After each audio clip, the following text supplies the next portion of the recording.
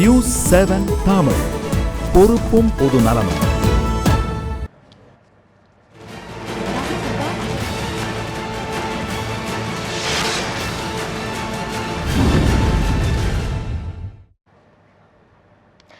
சாலை விபத்துகளை தவிர்ப்பது சம்பந்தமான ஒரு விழிப்புணர்வு நிகழ்ச்சியை நியூஸ் 7 தமிழ் நடத்த போகுது. மையம்ங்கிற தலைப்பில் ஒரு நாளில் தமிழ்நாட்டில் 40க்கும் மேற்பட்டவங்க இந்த சாலை விபத்துகளில் இறந்து போய்கிட்டு இருக்கிறாங்க. இதை பற்றி இப்போ நிறைய பேர் பேச தொடங்கியிருக்கிறாங்க. விழிப்புணர்வும் ஏற்படணும் அப்படின்ற ஒரு நோக்கத்தோட நியூஸ் 7 தமிழ் மையம் நிகழ்ச்சியை நடத்துது. இந்த மாதம் முழுவதும் 4 வாரங்களும் நடக்க இருக்கிற இந்த மையம் நிகழ்ச்சியில் முதல் நாளான இன்று இந்த சாலை விபத்துகள் உண்மையிலுமே விபத்துகள் தானா, இல்லை இது ஒரு நம்ம தவிர்க்கப்பட வேண்டிய ஒரு விஷயம், ஏன் அதுக்கான காரணங்கள் என்ன, இந்த விபத்துக்கு உள்ளான குடும்பங்கள் என்ன ஆகிறாங்க அப்படின்ற நிறைய விஷயங்களை நம்ம பார்க்க போகிறோம். நிறைய புள்ளி விவரங்கள், இது சம்மந்தமாக நிறைய எக்ஸ்பர்ட்ஸையும் நாங்கள் சந்தித்தோம். இந்த விபத்திலிருந்து மீண்டு வந்த குடும்பங்களையும் நாங்கள் சந்தித்தோம். அவங்க அந்த மாதிரி நிறைய செய்தி தொகுப்புகளை உங்களுக்கு நாங்கள் வழங்க போகிறோம். இந்த மாதிரி நிறையா விஷயங்களையும் நம்ம பேச போகிறோம். அதாவது சாலை விபத்துகள் ஒரு நாளைக்கு நான் சொல்லியிருந்தேன் 40 பேர்த்துக்கு மேலே தமிழ்நாட்டில் பலியாயிட்டு இருக்காங்க அப்படின்னு. நம்ம இந்தியாவை பொறுத்த வரைக்கும் அதிகமான பலி கொண்ட எண்ணிக்கைகள், பலி கொண்ட விஷயங்களை நம்ம பார்க்கும்போது முதல் உலகப் போரில் 70 பேர்த்துக்கு மேலே இந்தியர்கள் பலியானாங்க. அதே 2ஆம் உலகப் போரில் 2 லட்சம் பேர்த்துக்கு மேலே வெறும் ஆங்கிலேயர்களுக்காக இந்தியர்கள் பலியான சம்பவங்களை நம்ம பார்த்தோம். போபால் விஷவாயு உலகத்தையே திரும்பி பார்க்க வச்சுது. அந்த விஷவாயு கசிவுனால 16,000 பேர்த்துக்கு மேலே பலியானாங்க. இந்த சம்பவங்கள் எல்லாமே நம்மளுடைய மனதை ரொம்ப உலுக்குச்சு. ஆனால் சாலை மரணங்களில் தமிழ்நாட்டில் 15,000 பேர்த்துக்கு மேலே ஒவ்வொரு வருஷமும் இறந்துட்டு இருக்கிறாங்க. இதற்கான முக்கியமான ஒரு காரணமாக தரமில்லாத சாலைகளை நம்ம சொல்லலாம். திருவாரூர் மாவட்டத்தில் இந்த தரமில்லாத சாலைகள்னால என்ன நடந்தது அப்படின்ற ஒரு செய்தி தொகுப்பை நாம் இப்போ பார்க்கலாம். திருவாரூர் மாவட்டத்தில் உள்ள 40 கிலோமீட்டர் தேசிய நெடுஞ்சாலை தஞ்சாவூர், நாகை ஆகிய மாவட்டங்களை இணைக்கிறது. 4 வழி சாலையாக இருக்க வேண்டிய இந்த சாலை 2 வழி சாலையாக இருப்பதால் கடந்த 2 மாதங்களில் 100க்கும் மேற்பட்ட விபத்துகள் ஏற்பட்டுள்ளதாக கூறுகின்றனர் அப்பகுதி மக்கள்.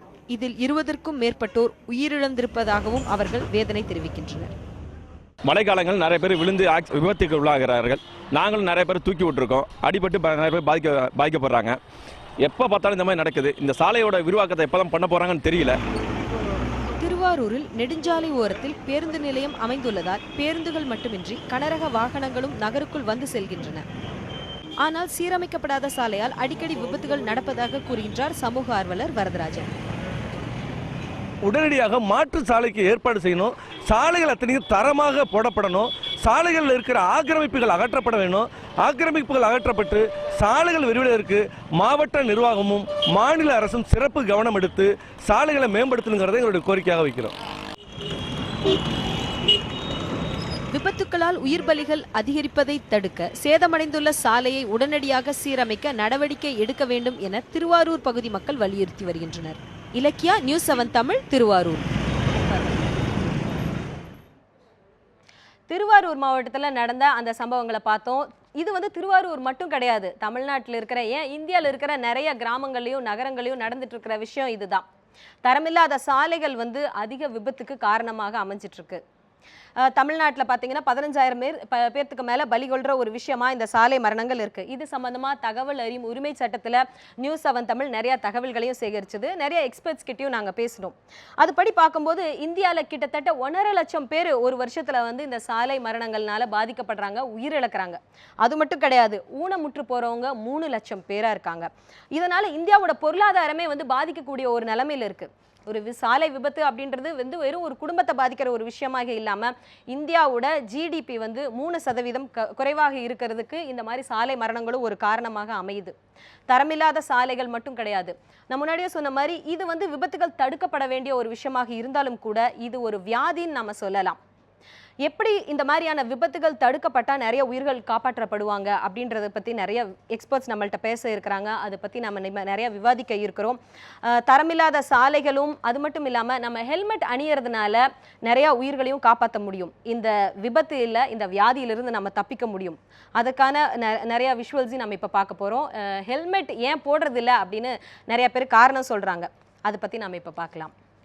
ஹெல்மெட் போடுறதுனால வேர்வையாக இருக்கிறது, வேர்வை அது மாதிரி இரிட்டேஷனாக இருக்குது. அதனால ரெண்டாவது ஒரு பயன்னா எனக்கு டக்குன்னு திரும்பி பார்க்க முடியல. ஹெல்மெட் போட்டு கழுத்து சாய்ச்சிட்டு பார்க்க முடியல. மிரர் பார்க்குறோம், இருந்தாலும் டக்குன்னு என்னால் திரும்பி பார்க்க முடியல. அதனால ஒரு காரணம். ரீசன் என்னென்னா நான் என் வீடு பக்கத்தில் இருக்குது, அதனால் நான் ஹெல்மெட் யூஸ் பண்ணுறேன். லாங் போகும்போது மட்டும் தான் ஹெல்மெட் யூஸ் பண்ணுறேன். பட் என் ஹேர் ஸ்டைல் இன்னொன்று வந்து என் ஹேர் ஸ்டைல் பாலாயிருது, அதனால் நான் ஹெல்மெட் யூஸ் பண்ணுறது கிடையாது. நான் ஹெல்மெட் போடல, ஏன்னா குழந்த 2 பேர் வச்சு போகிறேன். அவங்க 2 பேருக்கு ஹெல்மெட் கிடையாது. இவ பின்னாடி உட்காருவா, சின்னவ வந்து முன்னாடி நிற்பா. நான் மட்டும் ஹெல்மெட் போட்டேன்னு வச்சுக்கோங்க, பின்னாடி ஏதாவது வண்டி இடிச்சதுன்னா விழுந்தும் போது எனக்கு ஒன்றும் அடிப்படாது, ஆனால் என் குழந்தைங்களுக்கு அடிப்படும்ல.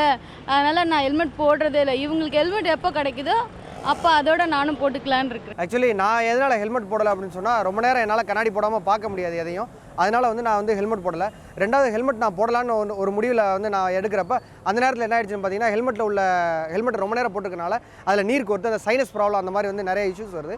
அதனால் நான் யூஸ் பண்ணாமல் இருக்கிறேன், வேற ஒன்று. ஹெல்மெட் போடாத ரீசன் வந்து ஸ்வெட் பயங்கரமாக வருது. அப்புறம் சைடில் வந்து யார் வராங்கன்னு தெரியாது, ஹார்ன் சவுண்டும் கேட்குறதில்ல. அதனால தான் மோஸ்ட்லி ஹெல்மெட் போடுறதில்ல. 2 வீலரில் போகும்போது முன்னாடி ஓட்டுறவங்களும் சரி, பின்னாடி உட்காந்துட்டு போகணும். எல்லாரும் போட்டுக்கிட்டால் வந்து உயிர் பாதுகாப்பு, இதுதான் உண்மை. தயவு செஞ்சு நான் போடலனாலும் பரவாயில்ல, இனிமேல் நானும் போட போகிறேன். நீங்கள் எல்லாருமே ஹெல்மெட் போடுங்க, உங்கள் உயிரை நீங்களே பாதுகாத்துக்குங்க. நன்றி.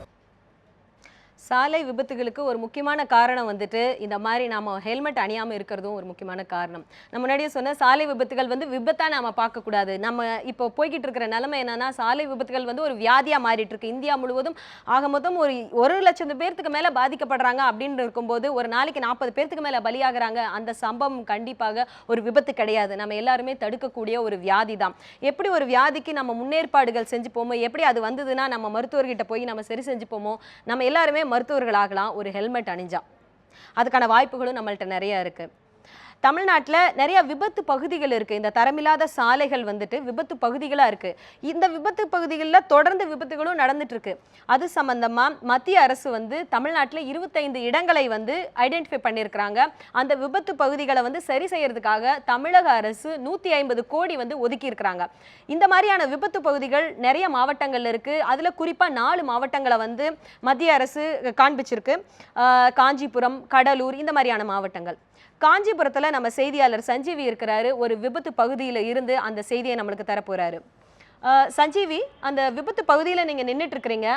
அந்த விபத்து பகுதி எவ்வளவு ஆபத்தானது, அங்கே இருக்கிற மக்கள் என்ன சொல்றாங்க?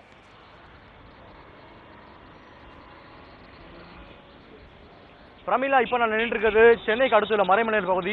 இந்த பகுதியை பொறுத்த வரைக்கும் பார்த்தோம் அப்படின்னா, சென்னையும் காஞ்சிபுரத்தையும் கனெக்ட் பண்ணக்கூடிய ஒரு முக்கியமான ஹைவேவாக இருக்குது. இப்போ இந்த பகுதி வரைக்கும் பார்த்தோம் அப்படின்னா, நிறைய கிட்டத்தட்ட ஆயிரக்கணக்கான வாகனங்கள் ஒரு நாள் சென்னையிலேருந்து வாகனம் காஞ்சிபுரம், அது மட்டும் இல்லாமல் விழுப்புரம் போன்ற ஊர்களுக்கு சென்று கொண்டிருக்கிறது. அதே போல் சின்ன சின்ன வாகனங்கள், குறிப்பாக பார்த்தோம் அப்படின்னா 2 வீலர்லேருந்து பெரிய லாரி வரைக்கும் இந்த சாலையை வந்து தினம் பயன்படுத்திட்டு வராங்க. அதே போல் பார்த்தோம் அப்படின்னா, அதாவது இந்த டிஸ்ட்ரிக்ட் குறிப்பாக பார்த்தோம்னா 10 ஆண்டுகளாக தான் இந்த பகுதி குறிப்பாக பார்த்தோம்னா தாம்பரத்தில் இருந்து மகேந்திரா சிட்டி அந்த பகுதி வரைக்கும் வந்து டெவலப்மெண்ட் இருக்கு. தொழிற்சாலைகள் மட்டும் இல்லாமல் இந்த இடத்துல நிறைய வீடுகளும் இப்போ ரெசிடென்ஷியல் ஏரியா நிறைய இருக்கு. இப்போ இந்த இடத்துல பார்த்தோம் அப்படின்னா லாரி வந்துட்டு இருக்கு. இப்போ இந்த மாதிரி ஒரு பகுதியில் வந்து இந்த இடத்துல ஒரு ஜங்ஷன், முக்கியமான ஜங்ஷன் இருக்கு. பட் இந்த ஜங்ஷன்ல பார்த்தோம் அப்படின்னா இந்த இடத்துல சிக்னல் யாருமே இல்லை, சிக்னல் இல்லை. அதே மாதிரி இந்த இடத்துல டிராஃபிக் போலீஸும் யாரும் இல்லை. அந்த காட்சியை பார்க்கலாம். இப்போ அந்த பகுதியில் இருந்து கிராஸ் பண்ணுறதுக்காக வண்டி நின்றுட்டு இருக்கு. ஆனால் அந்த வண்டிக்கான சிக்னல் கொடுக்கறதுக்காக போலீஸோ அல்லது சிக்னலோ இந்த இடத்துல எதுவுமே இல்லை. இது வந்து அதிகமான இந்த ஆக்சிடென்ட் ஆகிறதுக்கு அதிகமான வாய்ப்புகள் இந்த இடத்துல இருக்குன்னு நினைக்கலாம். அதே போல இந்த வண்டி இப்போ டேர்ன் பண்ணி போயிட்டு இருக்கு. அந்த காட்சி நம்ம பார்க்கலாம். இப்போ இந்த டேர்னிங்ல இப்போ பார்த்தோம் அப்படின்னா சாலையோட கண்டிஷன் பார்க்கலாம் எப்படி இருக்குன்னு. அந்த சாலையோட கண்டிஷன் பார்க்கலாம். அதாவது ஒரு வண்டி வந்து கிட்டத்தட்ட 60 கிலோமீட்டர் வேகத்தில் திரும்பி இந்த இடத்துல ஸ்லோ பண்ணாதான் அந்த வண்டிக்கு எந்த விதமான பாதிப்பும் தப்பிக்க முடியும். அதுவே வந்து அந்த வண்டி கொஞ்சம் வேகமாக வந்துச்சு அப்படின்னா இந்த இடத்துல அந்த கண்டிப்பாக சறுக்கி ஒரு ஆக்சிடென்ட் ஆகிறதுக்கு வாய்ப்புகள் அதிகமாக இருக்கு. இப்போ இந்த வண்டியை பார்த்தீங்கன்னா ரொம்ப ஸ்லோவாக போயிட்டு இருக்கு. அதனால எந்த விதமான பாதிப்பும் இல்லை. இதுவே கிட்டத்தட்ட ஒரு ஹைவேல வந்து திரும்பும்பொழுது வந்து வேகமாக வந்து கண்டிப்பாக ஆக்சிடென்ட் ஆகிறதுக்கு வாய்ப்புகள் அதிகமாக இருக்கு பிரமிளா. அதே போல வந்து நான் ஏற்கனவே குறித்து போய் இந்த இடத்துல பாருங்க, ஆளில்லா லெவல் கிராசிங். மக்கள் வந்து எந்த விதமான ஒரு விழிப்புணர்வு இந்த இடத்துல கிராஸ் பண்ணிட்டு இருக்காங்க. அதே மாதிரி ஜீப்ரா கிராசிங் வந்து இடத்துல இல்லை. இந்த மாதிரி நிறைய குறைகள் இந்த இடத்துல இருக்கு. இந்த பகுதியை சேர்ந்த மக்கள் தினம் இந்த இடத்துல ஆக்சிடென்ட்ஸை பார்த்துட்டு இருக்காங்க. மக்கள் சில பேர் நம்ம கிட்ட இருக்காங்க. அவங்க கிட்ட இந்த கருத்தை கேட்கலாம். சார், வணக்கம். அதாவது இந்த பகுதியை பொறுத்த வரைக்கும் வந்து அதிகமாக வந்து ஆக்சிடென்ட் பகுதியை அறிவிச்சிருக்காங்க. ஸோ நீங்கள் ஆக்சிடென்ட் பார்த்துருக்கீங்க இடத்துல? சார், இந்த பகுதியில் ஆக்சிடென்ட் நடக்கிறதுக்கு முழு காரணமே காவல்துறையுடைய அந்த பொறுப்பற்ற தன்மை தான். ஏன்னா இங்கே ஒரு டிராஃபிக் போலீஸை போட்டால் இந்த பகுதி இப்போ பாருங்கள், எதிர்க்க ரயில்வே ஸ்டேஷன்லேருந்து தினந்தோறும் குறைஞ்சது மறைமலையர் நகராட்சியில் ஃபேக்ட்ரியில் இருக்கிற மொத்த தினமும் ட்ரெயினில் தான் போகணும், சென்னைக்கு, செங்கல்பட்டுக்கு. அப்போ இவங்கெல்லாம் எப்படி இந்த ரோடை கிராஸ் பண்ணுவாங்க? அந்த சைடு வர வண்டிங்க இந்த எதிர் ரோடு கிராஸ் பண்ணி ரயில்வே கேட்டு பக்கம் இது உள்ள வந்து லட்சக்கணக்கான மக்கள் வசிக்கிறாங்க. அந்த மக்களும் பாருங்கள், நீங்கள் என்ன பாருங்கள், அப்படியே திருப்பி பாருங்கள், எவ்வளோ வண்டிங்க வந்து ஆப்போசிட்டில் கிராஸ் பண்ணி அப்படியே போகுது ஒன் சைடு. இப்போ பார்த்தீங்கன்னா நீங்கள் அது அப்படியே பாருங்கள். அப்போ இதை யாருங்க தடுக்கணும்?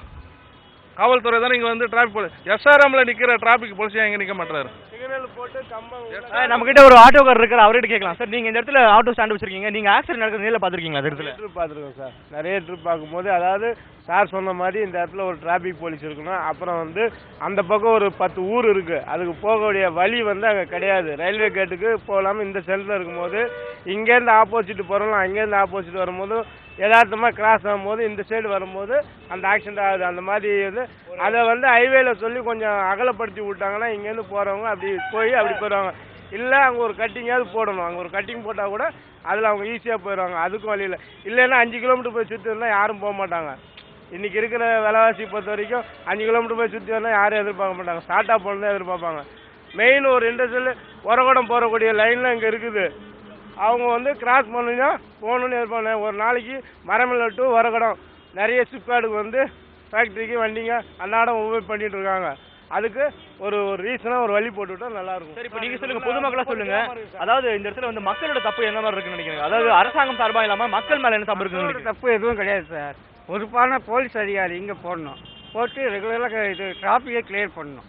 கிளியர் பண்ணிட்டு எவ்வளோ ஜனங்க போயிட்டு வருது பாருங்கள். போயிட்டு அதால் தான் ஆக்சிடென்ட் மெயினாக ஆகிறது. வேறு எதுவும் காரணமே கிடையாது. ஆமாம், ஒரு மாதத்துக்கு குறைஞ்சபட்சம் 30 இந்த கிராமம் இதெல்லாம் பூந்து பண்ணிங்கன்னா 30 கிராமம் இருக்குது. அதாவது பனங்கோட்டூர், சட்டமங்கலம், ஆப்பூர், உரகடம், இதுமாரி ஏகப்பட்ட கிராமம் இருக்குது. இப்போ அவங்களுக்கு எல்லாருக்குமே இந்த செட் தான் சார் வழி. இப்போ இங்கே வந்து ஒரு பாலம் கட்டினா நல்லாயிருக்கும் சார். பிரமிளா, தற்போது அவர் கூறியதை கேட்டோம். அதாவது பொதுமக்கள் அனைவரும் வந்து தற்போது அரசாங்கத்தின் மேல் குற்றம் சாட்டுகின்றனர். குறிப்பாக இந்த பகுதியை பொறுத்தவரை இந்த இடத்துல வந்து டிராஃபிக் போலீஸோ அல்லது சிக்னல் இல்லை. அதே போல வந்து கிட்டத்தட்ட எதிரே இந்த இடத்தில் ரயில் நிலையம் இருக்கிறது. அந்த காட்சியை நீங்கள் பார்க்கலாம். எதிரே ரயில் நிலையம் இருக்கிறது. கிட்டத்தட்ட இந்த பகுதியை பொறுத்தவரை பார்த்தோம் கல்லூரிகள் அதே போல தொழிற்சாலைகளும் அதிகமாக உள்ளது. ஆனால் இந்த இடத்துல வந்து மக்கள் வந்து சாதாரணமாக சாலையை கடந்து வரும் காட்சியை நீங்கள் பார்க்கலாம். தற்போது இந்த இடத்துல வந்து ஜீப்ரா கிராசிங்கோ அல்லது மேலே ஏறக்கூடிய பிரிட்ஜோ இந்த இடத்துல எதுவுமே இல்லை. அதனால் வந்து அதிகமாக வந்து இந்த இடத்தில் ஆக்சிடென்ட் ஆகிறதுக்கான வாய்ப்புகள் அதிகமாக இருக்குது. இந்த இடத்தில் நீங்கள் அந்த காட்சியை பார்த்துக்கொண்டே இருக்கலாம். கிட்டத்தட்ட அதாவது வண்டிகள் அனைத்தும் இது வந்து கொண்டே இருக்கிறது. ஆனால் வந்து அதை கட்டுப்படுத்துவதற்கு காவல்துறை யாரும் இந்த இடத்துல இல்லை. பிரமிளா, கண்டிப்பா சஞ்சீவி, நீங்க உங்களுடைய தகவல் தந்தீங்க. மறைமலை நகர் எவ்வளவு ஒரு மோசமான ஒரு விபத்து பகுதியா இருக்கு, எவ்வளவு உயிர்களை வந்து பலி வாங்கக்கூடிய ஒரு நிகழ்வு அங்க நடந்துகிட்டு இருக்கு அப்படின்றத சொன்னீங்க. சஞ்சீவி சொன்னாரு அந்த இடத்துல இருந்து நம்மளுக்கு அந்த தகவல்களை சேகரிச்சு கொடுத்துட்டு இருக்கிறாரு. அங்க இருக்கிற மக்களுக்கு வந்து விபத்தை பார்க்கறது ஒவ்வொரு நாளும் ஒரு எதாச்சியான ஒரு நிகழ்வா டெய்லியும் நடக்கிற ஒரு சம்பவமா அங்க இருக்கிறதா அவர் சொல்றாரு. இது வந்து டிராபிக் போலீஸ் மட்டும் கிடையாது, அங்க இருக்கிற மக்கள். நான் முன்னாடியே சொன்ன மாதிரி இந்த விபத்துகள் அப்படின்றது அதுக்கு ஒரு மருந்து இருக்கு, ஹெல்மெட் அப்படின்ற ஒரு மருந்து இருக்கு. அது மட்டும் இல்ல, சாலை விதிகளை வந்து கடைபிடிக்கக்கூடிய ஒரு விஷயம், அதுவும் ஒரு மிகப்பெரிய மருந்தா நம்மளுக்கு இருக்கும். சஞ்சீவிக்கு நன்றி. இந்த மாதிரி நிறைய விஷயங்களை நம்ம பார்க்குறோம். நிறைய கிராமங்கள், நகரங்கள், எல்லா இடங்களையுமே வந்துட்டு வெறும் அரசாங்கம் மட்டுமல்ல, பொதுமக்களும் வந்து ஒரு விழிப்புணர்வோட இருக்கிறது வந்து இந்த சாலை விபத்துகள் அப்படின்ற விஷயம் அந்த வியாதியை வந்து கட்டுப்படுத்துகிற ஒரு மகா மருந்தாக இருக்கும் அப்படின்னு நம்ம நினைப்போம். அது மட்டும் இல்லை, இப்போ இந்த மருந்தை பற்றி நிறைய பேர் சொன்னாங்க, ஹெல்மெட் அணிவதற்கு நிறைய காரணங்கள் சொன்னாங்க. இந்த காரணங்கள் எல்லாம் இது உடைத்து தள்ளுற மாதிரி ஒரு எக்ஸ்பர்ட் நம்மள்ட்ட இருக்கிறாரு. அவரை நம்ம சந்திப்போம் ஒரு இடைவேளைக்கு பிறகு.